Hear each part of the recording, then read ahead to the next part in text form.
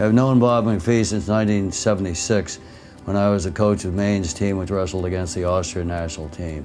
He was a scrappy kid, an incredible human being, overcome obstacles that make the rest of us blush. One thing that he did which really made him stand out is he wrestled against the Austrian national champion at a tournament which was held in Dexter, Maine. Now everybody figured he weighed maybe 138 pounds, I can't remember exactly. He went out there, he looked like he was scared to death going against this international champion, and within the first 30 seconds, I would say within the first 20 seconds, he pinned this guy in front of an amazed group of Maine competitors and Austrian competitors and Maine coaches, and it was just one of the biggest thrills of his life. I don't consider myself to be any different than anyone else. I'm just trying to get by in life, and I know I've made mistakes, but I'm not alone. I've heard a lot of people say I shouldn't try this or not to try that. I guess what I'm saying is this. Pardon the pun, but it is unreasonable to think a person can get ahead by sitting on their butt. No one can accuse Bob McPhee of that.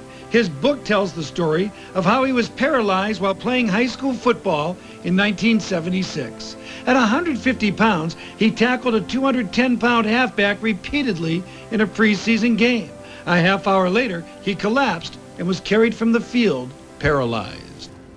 From wrestling, which rewards, as we all know, incredibly hard work, it gave him the resolve to keep going. In wrestling, you never give up more than any other sport. And Bob credits wrestling for much of his recovery. I've found it is easier to be willing to adjust and adapt according to the situation or event.